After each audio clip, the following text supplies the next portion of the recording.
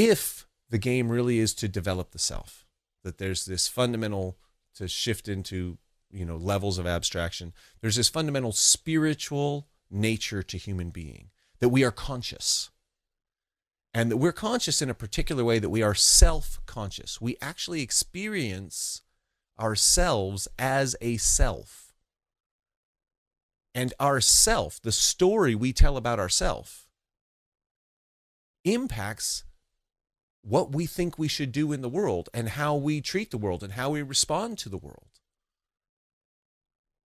And so the abstraction of ourself is important. If the self that we're building, if the ideas, the abstractions around which we're building ourselves, out of which we build ourselves, that we integrate into the self, if we can't own those abstractions, if we've inherited them, if they're a floating abstraction, if they're not connected down to the pieces, then our self is not connected to reality. That's right. And that self can't, therefore, you could say, take its roots all the way down and grow, tap into reality so that it can truly grow. And so our self, it becomes easy to fracture. Right? And this brings up another Ayn Rand concept. She calls them stolen concepts. Right? She says that when you're dealing with floating abstractions, right, it might be that, again, you've got experience A, which leads to concept B, which leads to abstraction C, which leads to abstraction D, which leads to abstraction E, right? So now you're dealing with E, and you have lost connection down to the experience. So because of that, you have what she calls it dropping context. Right? You have dropped the context from which E exists, and in the context in which it actually connects to reality. Once you've dropped context, you can end up misusing the concept. Right? You can misuse the concept in a way that you can use E to deny C. That's right. Yes. Right? You can say, oh, well, because E is true, C is not true. But E is built on C. Right? And the advantage of becoming extraordinarily logical and rational is that if you keep this Korzybskian levels of abstraction in mind, and you keep the context.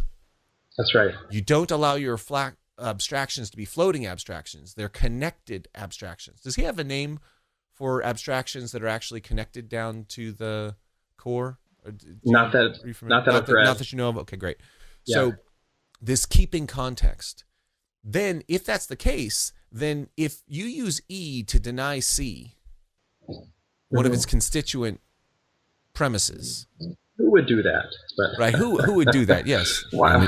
Human beings on the whole, all the time. Right? Ayn Rand is always check your premises, check your premises, check your premises. You'll find if you have a contradiction, you're going to find that one of your premises is wrong. So when you use E to deny C, that is a logical contradiction. Ayn Rand calls that a stolen concept. You're stealing this concept and using it against one of its premises. Floating abstractions lead to stolen concepts. Yes. To make that more concrete, what would be a prime example of someone doing that? Would you say? Great. So in epistemology, people say, well, truth is impossible. You can't prove that anything is true. Rationality itself is illegitimate. You can't prove it. Well, so rationality is built on proof. In fact, the thing you're offering is a conclusion. It's a rational conclusion based on evidence. Right? Your argument is a stolen concept. You can't say, well, rationality isn't logical. Like you can't prove that rationality is valuable. Well, unless rationality is valuable, what value is proving? Why are you saying that? Like you're assuming that proof is actually valuable. But that's part of rationality. Yes. Right? it's Yes. in the fundamental postmodern Mm-hmm. context, it's such a well-known argument against postmodernism that it has its name. It's called the performative contradiction. Like, postmodernism in its extreme form says there's no such thing as truth. Like, there are no ultimate truths, except for the fact that there are no ultimate truths. That's an ultimate truth. Yeah. Right? Right. That's How the do you only know one. that?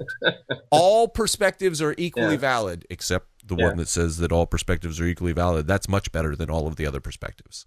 Right? It's like, it's a performative contradiction. It's a floating abstraction that acts as a stolen concept because the levels of abstraction have not been kept.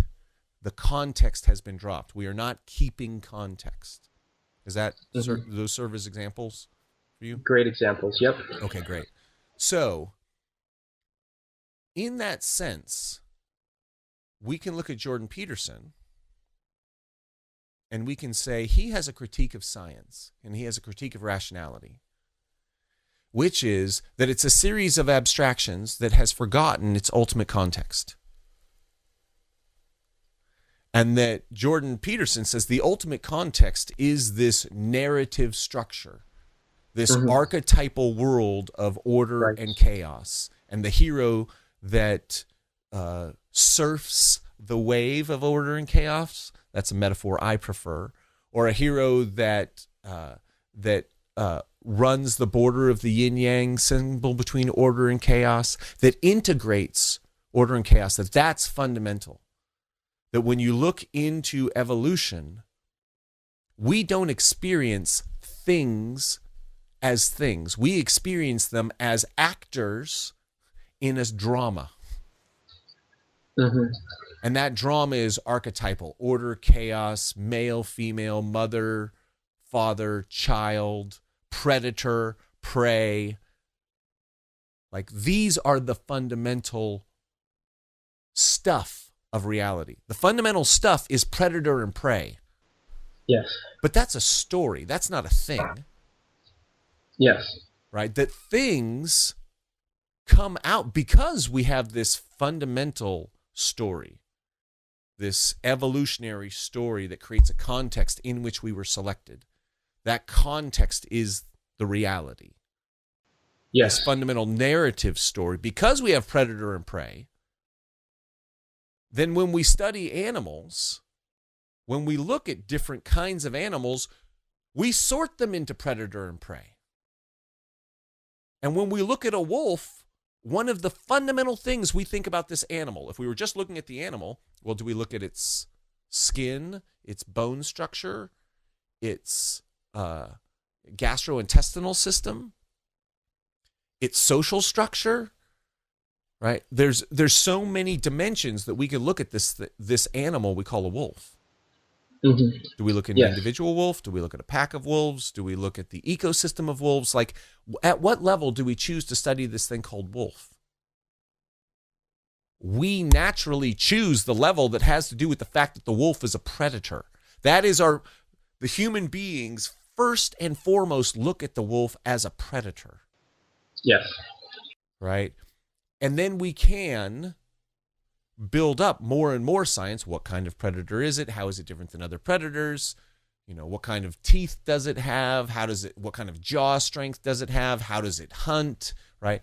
But all of those details, all of those scientific details, come from the fundamental story of predator and prey. And that is the fundamental reality in which science comes. And if science doesn't recognize that, it has dropped context.